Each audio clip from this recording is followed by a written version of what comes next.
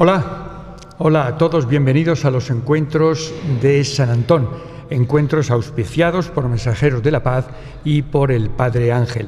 Hoy excepcionalmente es un martes, pero a todos los efectos como si fuera un miércoles.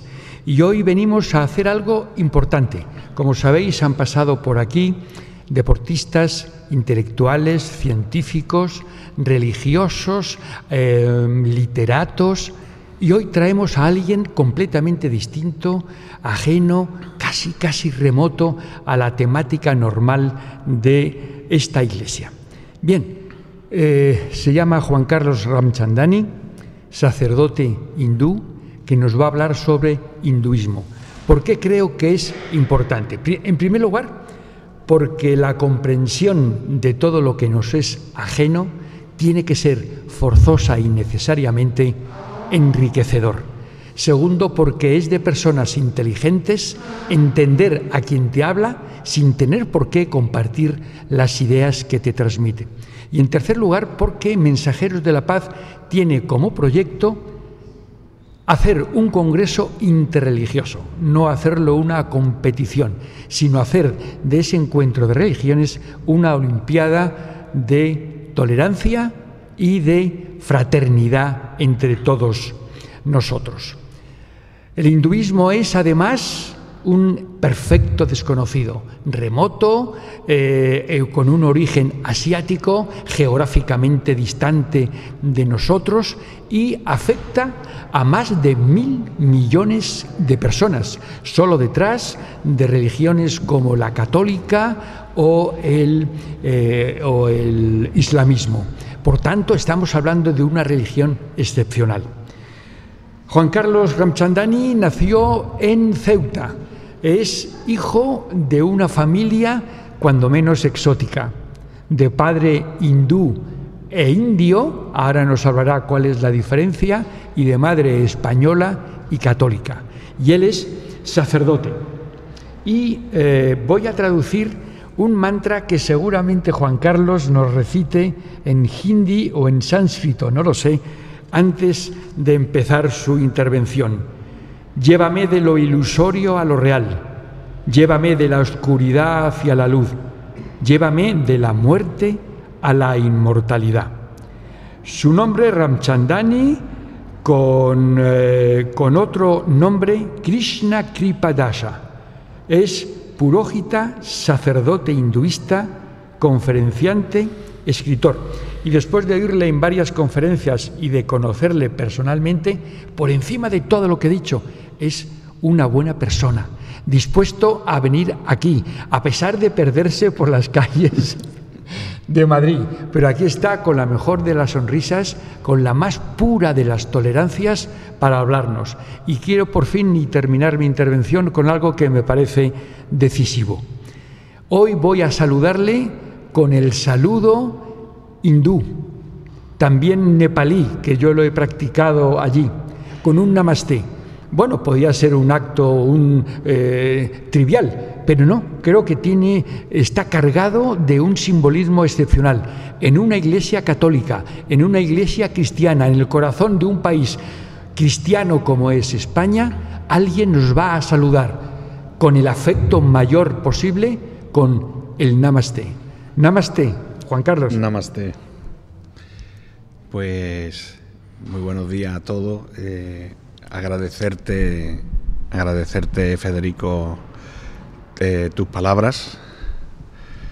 Y bueno, pues para mí un honor estar aquí con vosotros en esta iglesia de San Antón, en este barrio castizo de Madrid.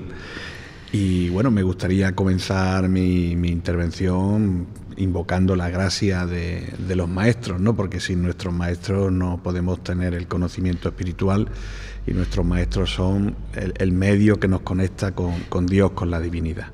Así que, con tu permiso, voy a recitar unos mantras invocando su gracia. Om Agyanatimirandasya Gyananjana Shalakaya Chaksurum Militam Yena Tashmai Shri Gurave Namaha. He nacido en la más oscura ignorancia y mi maestro espiritual me ha abierto los ojos con la antorcha del conocimiento. A él le ofrezco mis respetos. Asato ma satgamaya, tamaso ma jyotirgamaya, mrityu ma amritam gamaya. Om Shanti, Shanti, Shanti. Llévame de lo irreal a lo real, llévame de la oscuridad a la luz, llévame de la muerte a la inmortalidad. Om Shanti, Dios, dame paz. De nuevo reiteraron mi agradecimiento. He hecho el esfuerzo de venir desde Ceuta hasta Madrid. Para venir aquí he tenido que coger un ferry, un autobús, un AVE, un metro, imagínate. Y antes, ¿no? Un helicóptero. Y un helicóptero. O sea que menos un elefante he cogido todos los tipos de transporte. Un honor de estar aquí también contigo en la iglesia de San Antón, en Mensajero de la Paz,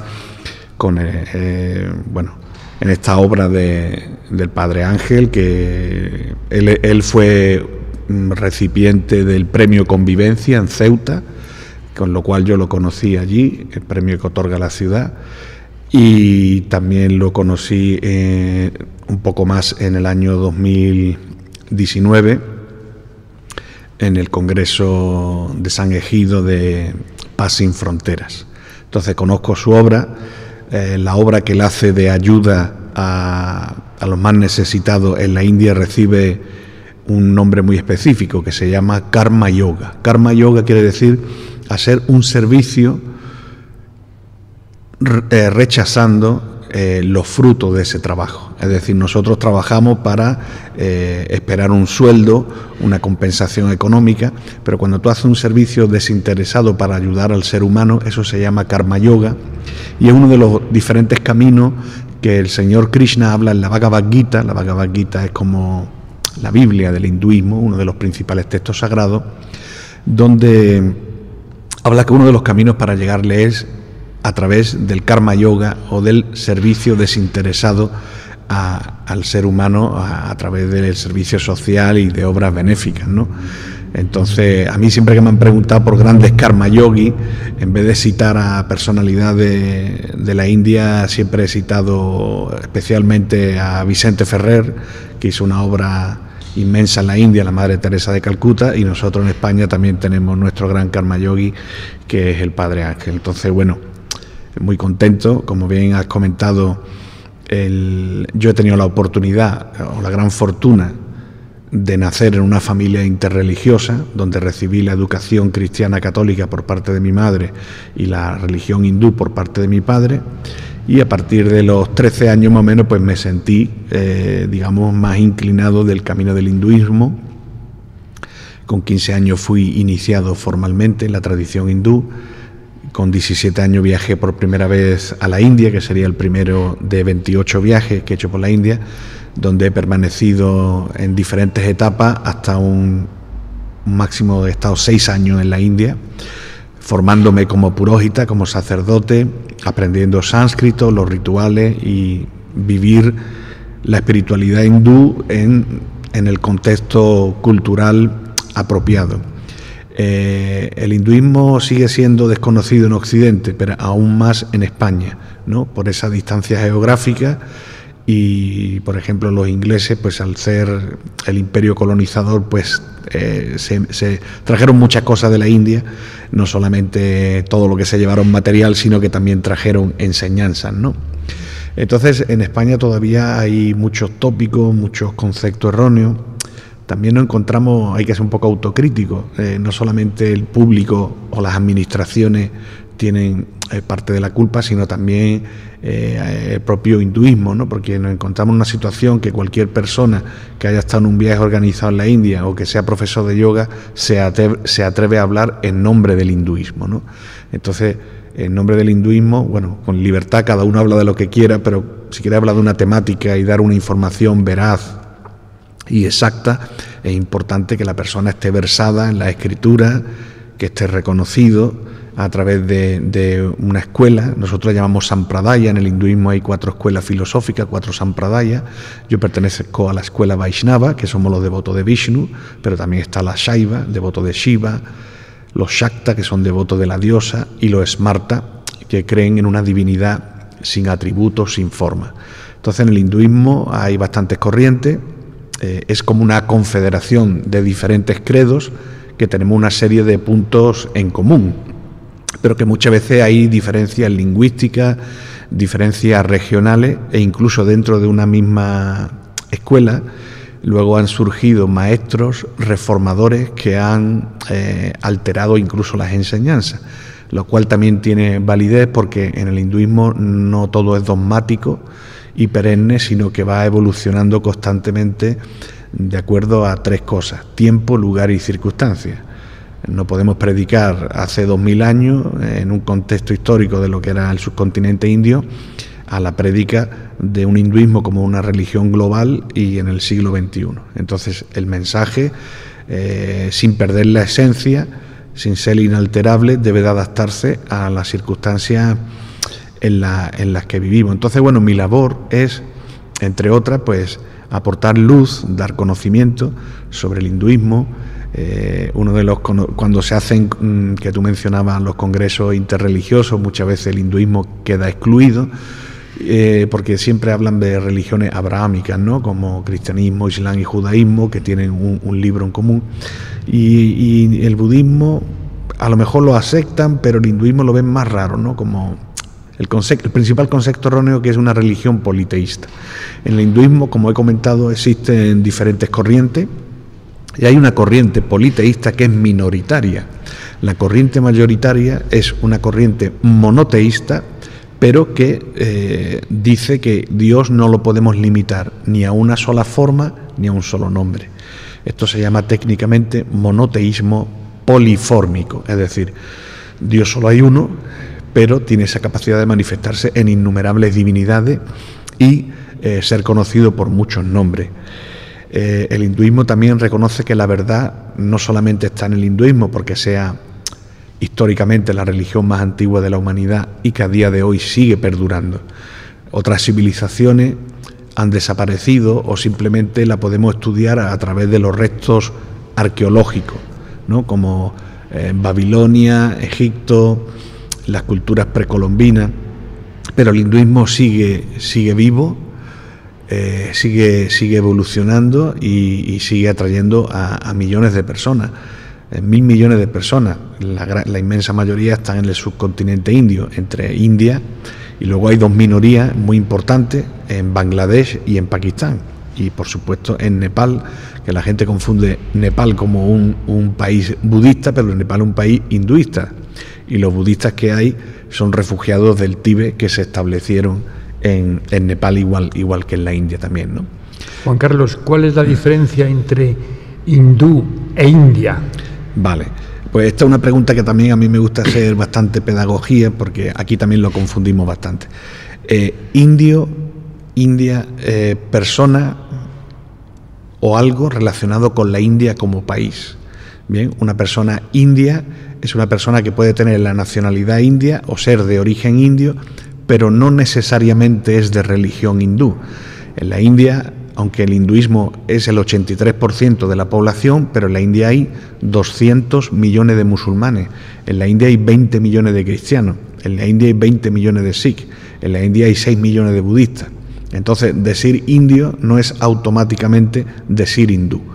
Entonces, la ropa, por ejemplo, esta ropa no es una ropa hindú, es una ropa india, porque incluso esta ropa, la kurta, es algo que trajeron los musulmanes a la India, los persas.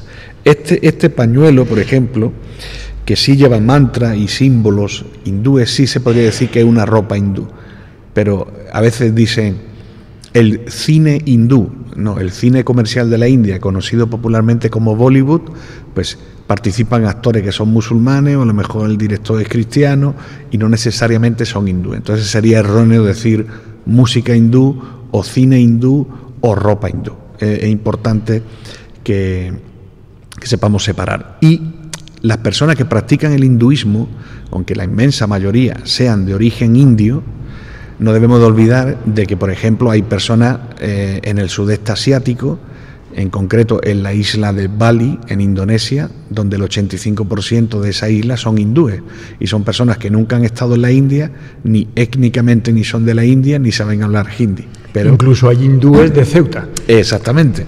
Y luego vamos a hindúes occidentales, por ejemplo. En mi caso, aunque yo tengo una parte india, 50% de mi cuerpo, pero hay personas que no tienen una conexión familiar, ni étnica, ni cultural con la India y han adoptado el hinduismo como una forma de vida.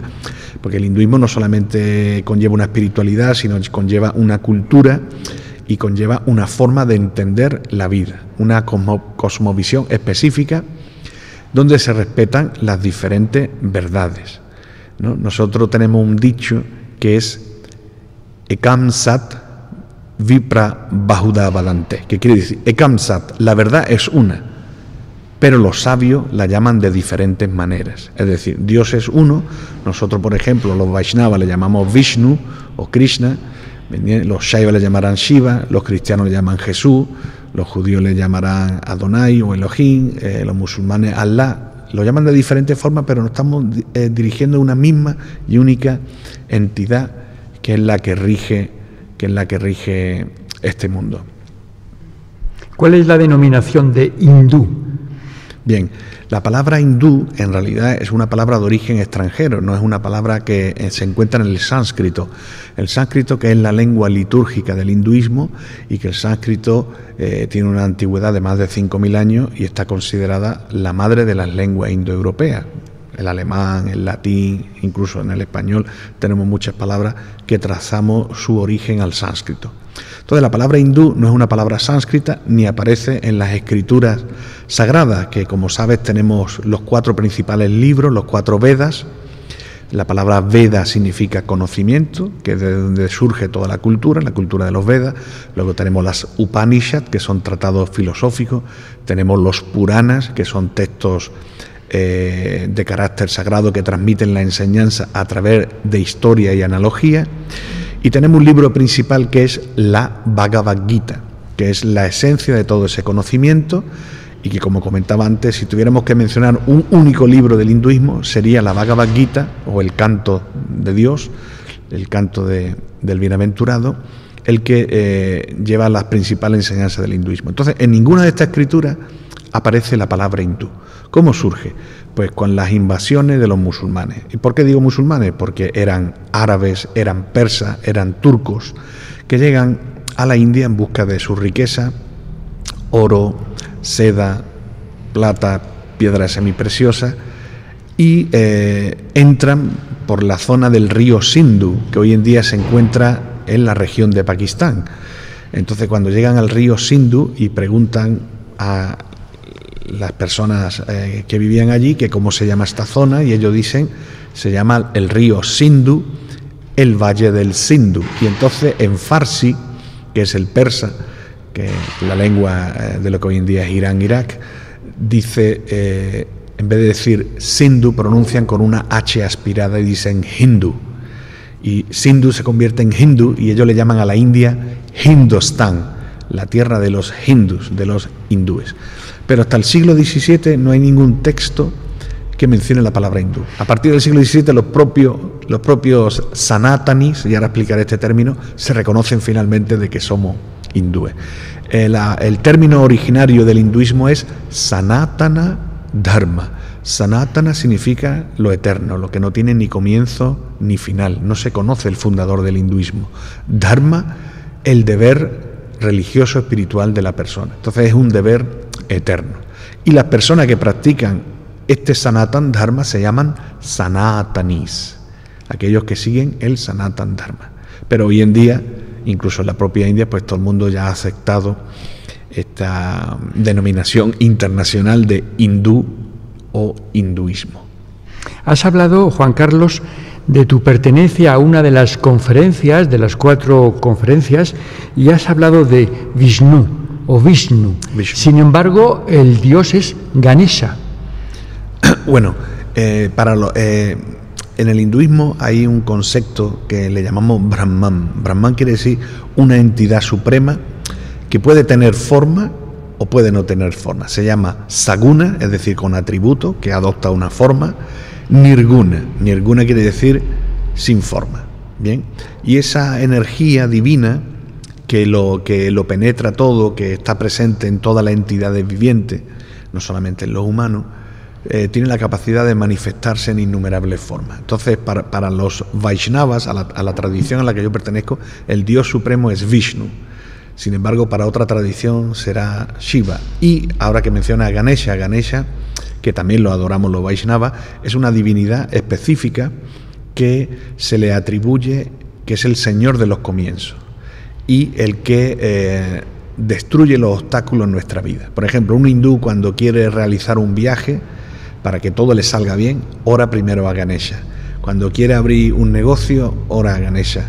Una boda, matrimonio, antes de comenzar, oramos a Ganesha. Ganesha tiene como ese atributo específico de que es el Señor de los comienzos. Incluso para un Vaishnava, incluso para una persona que es devoto del Señor Vishnu y sus encarnaciones, como Krishna, Rama, comenzamos nuestro programa, nuestra adoración, nuestra puja, nuestra ceremonia, orando siempre al Señor Ganesha, que se podría decir que es la divinidad más popular del hinduismo por su apariencia física de tener cabeza de elefante y cuerpo humano, ¿no? ¿Y por qué esa forma tan exótica? Pues mira, todo esto lo cuento en uno de mis libros, uno de los últimos libros que he publicado, Ganesha, el Señor de los comienzos y destructor del obstáculo, donde cuento la historia de por qué Ganesha tiene una cabeza de elefante, que le fue puesta por su propio padre, por el señor Shiva. Y en este libro pues hablo de toda la iconografía, de toda la historia, y es un libro que también traza el origen de Ganesha, no solamente en el hinduismo, sino como también en el taoísmo, por ejemplo, en el sintoísmo, en China, en Japón, en Tailandia, el budismo, lo han aceptado también como una divinidad en el aspecto como Dios de la suerte, Dios de la fortuna, Dios de la prosperidad, ¿no? Es decir, que las religiones no tienen unas fronteras determinadas, son esencialmente difusas y todos los dioses son objeto de interpretaciones populares. Así puede haber formaciones. Ganesha en el norte de la India está casado y tiene hijos, y en el sur, sin embargo, es soltero. Exactamente. Como yo comentaba al principio, ¿no?, de mi intervención, que el hinduismo, incluso dentro de una propia tradición, tiene incluso su variedad, que lo hace muy interesante, incluso a nivel regional, dentro del propio contexto del hinduismo. Lo que sí está claro es que el hinduismo es muy abierto a la adoración a lo divino. Por eso no te extrañarías si fueras a algún comercio de un hindú o en una tienda que vieras que en su pequeño altar tenga una imagen de Ganesha, una imagen de Lakshmi, una imagen de Vishnu, pero que tenga también al Cristo y que tenga también a la Virgen. ¿Por qué? Porque lo ven como una manifestación también de la divinidad. Por eso el hinduismo ha sido acogedor e integrador.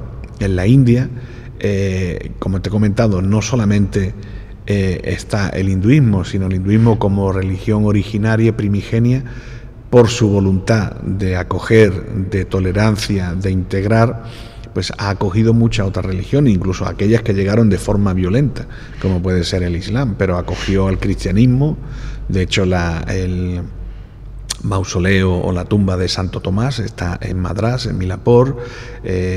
Ha acogido a los judíos cuando fueron expulsados de Israel. Una de las comunidades más antiguas fuera de Israel están en Kerala, en el sur de la India, y luego, con el paso del tiempo, acogió a los zoroastrianos, los parsis, que fueron expulsados, los adoradores del fuego, que las comunidades también viven en la India. Entonces el hinduismo tiene esa capacidad de acoger, tomar e incluso influenciar positivamente a otras religiones, ¿no?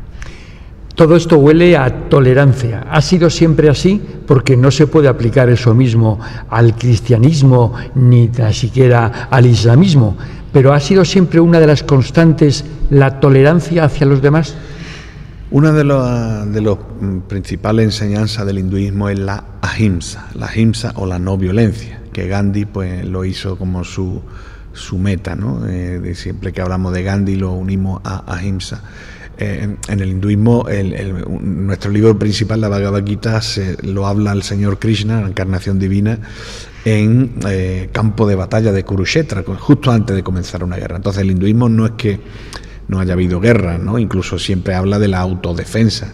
No tenemos ese concepto, por ejemplo, de poner la otra mejilla, que sí es un concepto cristiano, pero sí lo que se trata es de hacer el mínimo daño posible.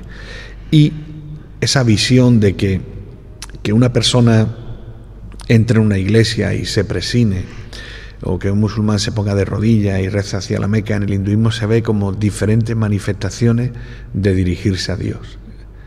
O sea, te voy a poner un ejemplo. El sol, cuando sale por la mañana, nosotros lo vemos y en España decimos el sol, ¿no? Los ingleses dicen Sam, en la India dicen Surya, los japoneses dicen Nippon, pero estamos hablando de un único y mismo sol. Nuestras diferencias son lingüísticas, culturales, pueden ser filosóficas, teológicas, pero finalmente nos estamos dirigiendo a una misma divinidad. Y el hinduismo no tiene esa exclusividad de pensar de que solamente los hindúes se salvan o uno tiene que reencarnar y volverse hindú para liberarse y volver con Dios. No tenemos. Hemos hablado de la integración como otra de las figuras esenciales del hinduismo, pero no referida exclusivamente a los hombres, sino que cualquier tipo de vida sobre este planeta, ya sea vegetal o animal, y por supuesto la humana. Exacto, el hinduismo, bueno, una de los preceptos que tiene, no obligado, pero sí recomendado, es el vegetarianismo. El lacto-vegetarianismo como dieta saludable, como una dieta solidaria y como una dieta que no hace daño a otros seres vivos. Y al mismo tiempo una dieta ecológica porque es muy respetuosa con el planeta, ¿no? Vemos que la industria cárnica es la industria ahora mismo más contaminante del planeta, ¿no? Incluso grandes autoridades en el mundo de la ciencia y la ecología dicen que, si no ser vegetariano por completo, hablan de que al menos hay que tratar de consumir el menos carne posible. Entonces hay hindúes que comen carne, por supuesto, pero una inmensa mayoría es vegetariana y al mismo tiempo incluso los que comen carne ciertos días de la semana se abstienen de comer carne, como si tuvieran una promesa. Y aquí lo explico, ¿no? En este otro de los libros que presentamos hace poco y que tú estuviste presente, Naturaleza y Espiritualidad, donde hablo de esa cosmovisión del hinduismo desde hace miles de años, de cómo cuidar el planeta, y uno de los puntos es el respeto por todo tipo de vida, también por los animales, ¿no? Luego muchas veces pues la gente te puede venir, bueno, pero ¿los vegetales no tienen vida? Pues sí, pues claro que tienen vida, porque las almas están presentes en todos los seres, pero su conciencia está mucho más dormida, su conciencia está menos latente, con lo cual creamos un mínimo sufrimiento. Para alimentarnos tenemos que crear un sufrimiento, vamos a tratar de hacer el mínimo posible. Otra de las notas que me llamó la atención en otras intervenciones que te he seguido ha sido que los fieles hinduistas participan en una porción pequeña de la misma divinidad que Ganesha o que Vishnu. ¿Es así? Sí, por ejemplo, cuando hacemos rituales, como te he comentado al principio, comenzamos orando a Ganesha, aunque la festividad esté consagrada a otra divinidad. Y se hacen una serie de ofrendas, ¿no? Como la ofrenda de los 5 elementos, lo que nosotros llamamos técnicamente puya, en donde se ofrecen los 5 elementos materiales: el fuego, la tierra, el agua, el aire y el éter, a través de diferentes objetos, como pueden ser el incienso, una lámpara con fuego, flores, pañuelos, y hay una recitación de mantras. Y entonces en esa puya, pues aparte de que el sacerdote oficie, pues se trata de hacer partícipe a todas las personas que atienden, incluso personas de otras religiones. Todos son bienvenidos, siempre y cuando la primera norma antes de entrar a un espacio sagrado hindú es descalzarse, y bueno, pues ser respetuoso, pues todos son bienvenidos porque es la casa de Dios, ¿no? Utilizabas una imagen que me gustó mucho, la gota de agua, respecto del océano. Pues sí, utilizo a veces esa analogía, ¿no? Que en realidad no es mía, sino es de los maestros, porque yo al final soy un transmisor de un conocimiento que se ha transmitido de maestro y discípulo, ¿no? Lo que se llama Guru Parampara. Mi maestro me lo enseñó a mí, a mi maestro su maestro, etcétera. Entonces, si nosotros cogemos una gota de agua del océano y lo analizamos, tiene la misma composición que el océano. Entonces, nosotros somos seres divinos ¿Por qué? Porque tenemos una chispa espiritual que viene de Dios. No somos igual de grandes que Dios, pero sí que somos en calidad igual que Dios porque somos parte de su creación. Lo que pasa es que nosotros somos infinitamente diminutos. Y la misión del hinduismo, la meta del hinduismo es finalmente volver con Dios y volver a ser parte de ese gran océano o de ese gran fuego que es su creación. Nosotros nos encontramos aquí en este mundo material para cumplir una misión evolutiva a nivel de conciencia. Uno de los preceptos más importantes del hinduismo es el karma, la ley de acción-reacción, y punarjamma, o la reencarnación. Entonces, la reencarnación, creemos que el alma no muere cuando muere el cuerpo. Cuando muere el cuerpo, lo que muere es el cuerpo físico, hecho de elementos materiales, pero el alma, que es eterna, ni nace ni muere, y que es parte indivisible de Dios, transmigra, viaja a otro cuerpo y comienza una nueva vida, con lo cual tiene una nueva oportunidad de poder resarcirse. Ahí entra la ley del karma. Karma ya forma parte del lenguaje cotidiano, ¿no? Pero aquí se le da una connotación negativa. Yo escucho muchas veces a la gente, eso es karma, eso es por su karma. Pero karma no es solamente algo malo, sino karma significa acción-reacción. Si yo hago algo bueno, yo tengo una reacción buena. O sea, existe el karma bueno. Si yo hago algo malo, yo tengo una reacción mala. Karma malo. Y luego hay acciones que son neutras. Entonces, como en nuestra siguiente vida, digamos, recogemos los frutos de nuestras acciones en esta vida, ¿no? Y por eso vemos a veces las diferencias, porque unos nacen en un país, uno tiene una mejor posición social, otros menos. Y mucho cuidado, esto no quiere decir que tiene que aceptarlo, porque la persona es el arquitecto de su universo, de su propio destino. Pero hay cosas que no podemos cambiar dónde hemos nacido, no podemos cambiar quiénes son nuestros padres. El resto no podemos cambiar si eres hombre, mujer, el resto de las cosas lo podemos ir cambiando nosotros. Pero ahí la importancia de karma, acción, reacción. Otro de los componentes a la hora de trazar el perfil del hinduista es la creencia en los Vedas. No puede haber hinduismo sin la creencia de los Vedas. Exactamente, lo que nos une a las diferentes sampradayas o escuelas filosóficas, aunque tengamos diferentes teologías, al final a ver quién es el Dios Supremo, nos une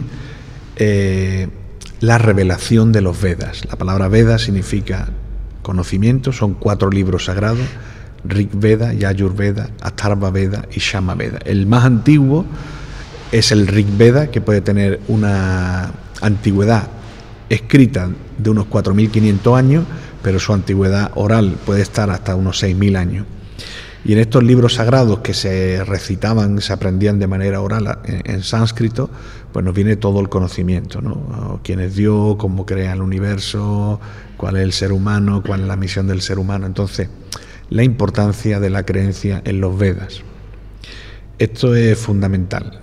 Aquel que rechaza los Vedas no se puede considerar hindú. Y, por ejemplo, ahí tenemos la historia de cómo surge el budismo. Buda, Siddhartha Gautama, era hindú, pero él rechazó la autoridad de los Vedas, con lo cual creó un cisma y se crea una nueva filosofía o una nueva religión, el budismo.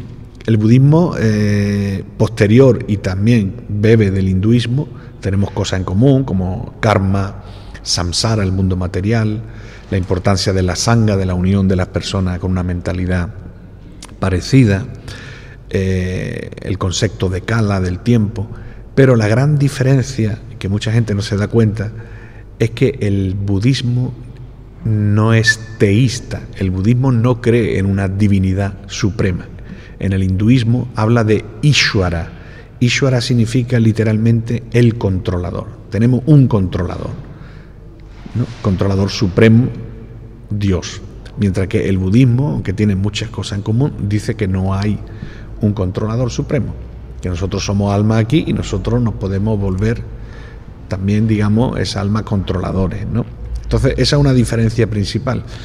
Y al rechazar los Vedas, pues ocurrió aquello de nadie es profeta en su tierra, ¿no? Porque Buda tiene 2 siglos, 200 años de expansión en la India, donde grandes emperadores adoptan el budismo, pero sin embargo al final fracasa en la India y sin embargo se expande por China, por Japón, por Tailandia, Vietnam, etcétera.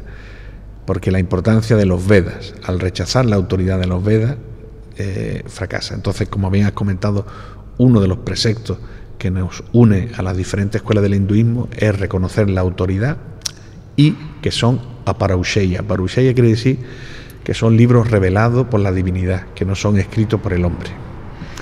Y la consecuencia de la creencia en los Vedas es posiblemente otro de los perfiles, de las notas de perfil.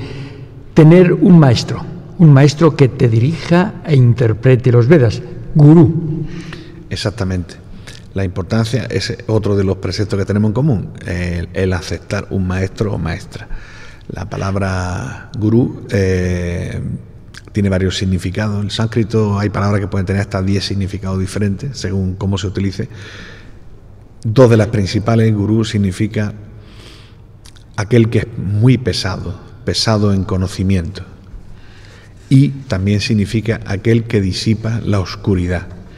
Bien, Ru viene de la palabra rati, noche, gurú, el que disipa la oscuridad. Yo cuando he comenzado mi intervención he dicho, he nacido en la más oscura ignorancia, me refiero a la ignorancia espiritual, ¿no? Y mi maestro me ha abierto los ojos con la antorcha del conocimiento, es decir, al darme el conocimiento espiritual, abre mis ojos. Entonces la importancia de un maestro de que te guíe en la interpretación de los Vedas, porque los Vedas o muchas escrituras utilizan un lenguaje encriptado, que si no tiene una guía le puedes dar 1000 significados y no llegar nunca a la conclusión. Entonces el maestro es el que te guía en la escritura. A veces consultamos con los maestros para tomar decisiones importantes en la vida. Mi experiencia personal y lo que yo recomiendo a todo el mundo es que tengan un maestro para aprender. Krishna dice en la Bhagavad Gita que debemos de acercarnos a un maestro que ha visto la verdad, hacerle preguntas de una forma respetuosa, no desafiante, y aprender. Pero nunca tampoco tenemos que ser como un objeto o ser incapaces de tomar decisiones por nosotros mismos sin consultar con el maestro. Porque yo, por experiencia personal y que he sido secretario personal de mi maestro durante años y he viajado con él por diferentes lugares del mundo, he visto como muchos discípulos o discípulas le hacían preguntas un poco, vamos a decirlo, que no tenían, ¿no? Que si el niño no duerme o qué le doy de comer, que no quiere comer. Entonces, el maestro no está para eso. El maestro, la maestra están para alimentarnos espiritualmente. Y luego las decisiones que uno tiene que tomar en la vida, pues tiene que tener esa capacidad de tomarla también por sí solo y no convertirse en un maestro o gurú dependiente. Esa es mi opinión personal, ¿eh? El hinduismo, como el resto de religiones, tiene una finalidad absoluta. Juan Carlos ya nos la ha anunciado, el reencuentro con esa divinidad eterna y, bueno, ser mejores, aliviarse uno en esta vida, aliviar fundamentalmente a los demás. He tomado unas notas, 4, pido perdón por mi pronunciación, al hinduismo en general y a Juan Carlos en particular, por los Purusharta. El Dharma, que es el deber de cada persona, con Dios, la familia, su país, etcétera, etcétera. Vamos a ir viendo uno a uno. Vale, pues los 4 Purusharta o 4 metas del hinduismo o 4 preceptos nos arrojan bastante luz sobre uno de los tópicos del hinduismo, ¿no? A veces al hinduismo se le tacha o se le etiqueta como religión mística, ascética, donde lo que impera es la renuncia al mundo material y abandonar todo. Pues no, esto no es así y nos lo explican los Purusharta que aparecen en los Vedas. El primero, Dharma, los deberes. Hay muchos tipos de deberes, el deber que tengo con mi familia, el deber que tengo con mi comunidad, con mi país, y luego está Swadharma, o los deberes supremos, que es los principios religiosos y conectar con Dios. Es el Dharma. Luego viene... Perdóname, esos dharmas tienen que ser compatibles. Claro. ¿Qué ocurre si una exigencia de Dharma supremo está en contradicción con el Dharma menor de fidelidad, por ejemplo, a tu país o a tu familia? Claro, el Dharma supremo hay que saber interpretarlo, ¿no? Porque, por ejemplo, dependiendo de la cualidad de cada persona, tenemos diferentes dharmas.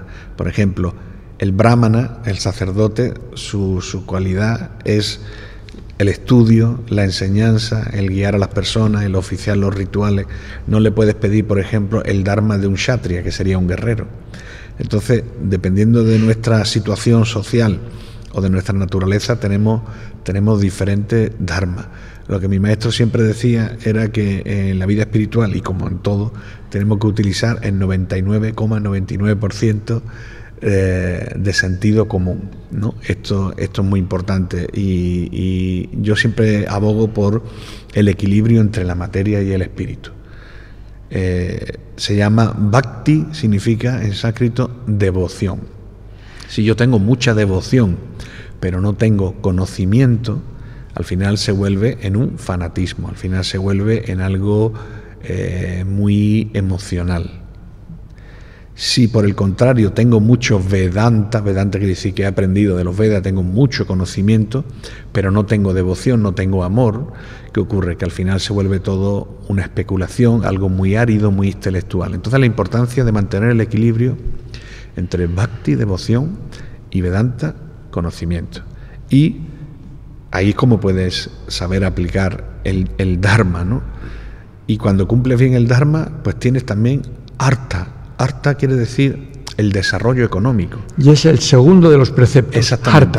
Artha quiere decir que toda persona tiene derecho de buscarse la vida, de recibir un sueldo, de ganar dinero. Todo eso es lícito. O sea, no es necesario. Solo algunas personas muy renunciadas que renuncian al mundo, los sannyasis, aquellos que van vestidos con ropajes de color naranja, que hacen una renuncia al mundo, a tener familia, a riqueza, posesiones, y se dedican a una vida de contemplación. Pero la inmensa mayoría de los hindúes tienen sus trabajos. Incluso yo, como sacerdote, por ejemplo, yo cuando hago un samskara, cuando oficio un sacramento, yo recibo un dinero, ¿no? Nosotros le llamamos dakshina, un honorario por oficiar esa ceremonia, ¿no?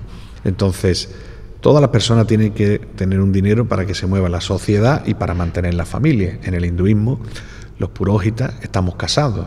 Yo estoy casado, tengo un hijo, entonces tenemos que mantener una familia. No es, por ejemplo, el sacerdote que lo mantiene una institución o que ha hecho un voto de celibato.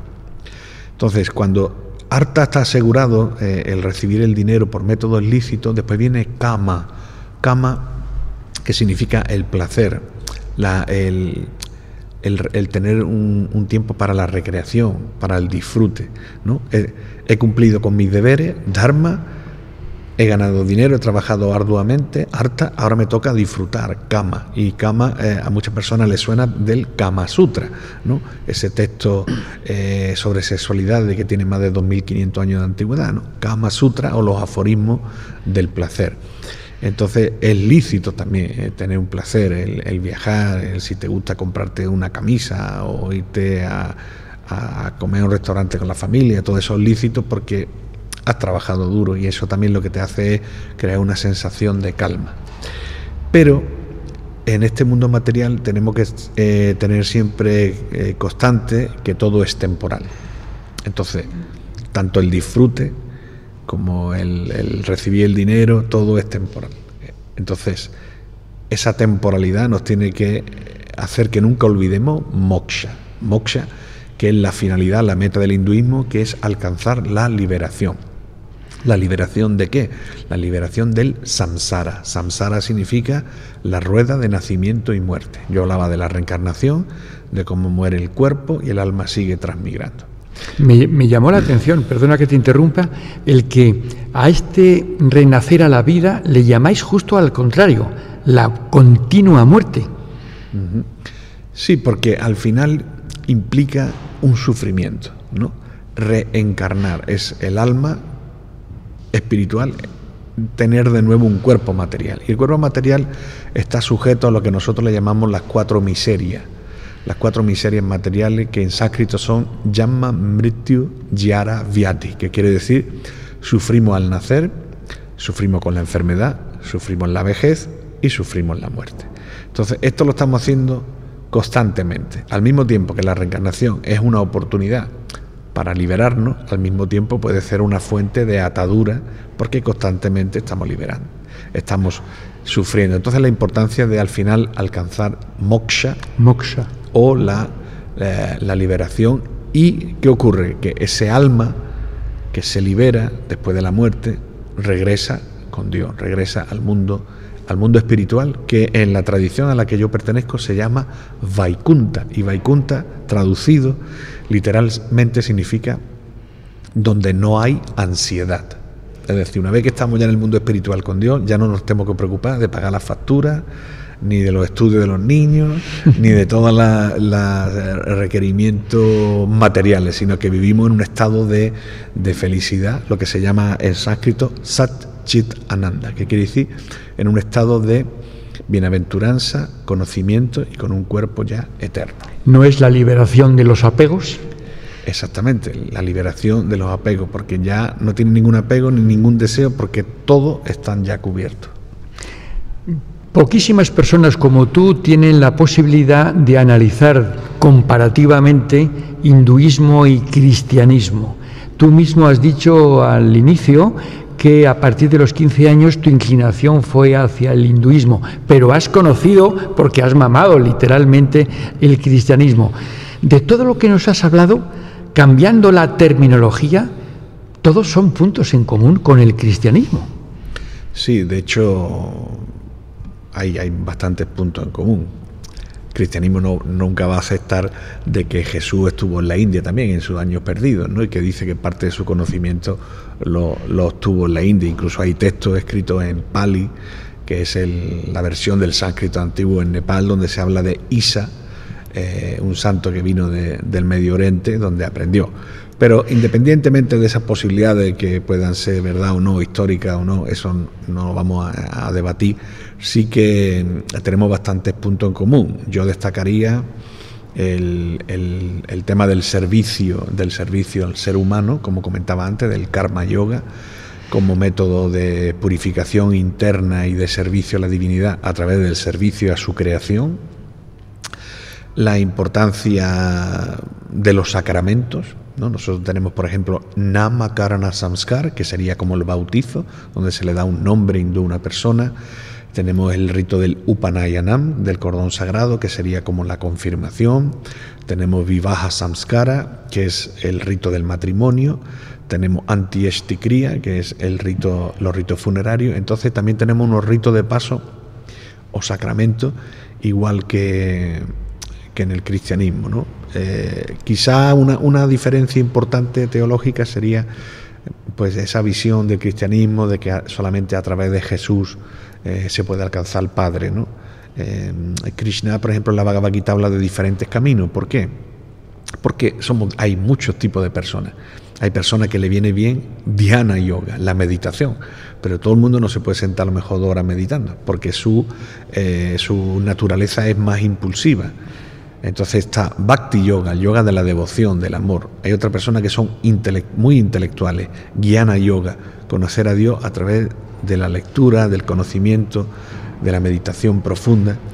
Y hay personas que lo hacen a través del servicio, Karma Yoga. Entonces pone diferentes caminos, como diferentes ríos, que al final confluyen todo y fluyen en el mar, ¿no? Entonces ese podría ser una diferencia que yo no digo insalvable, ¿no?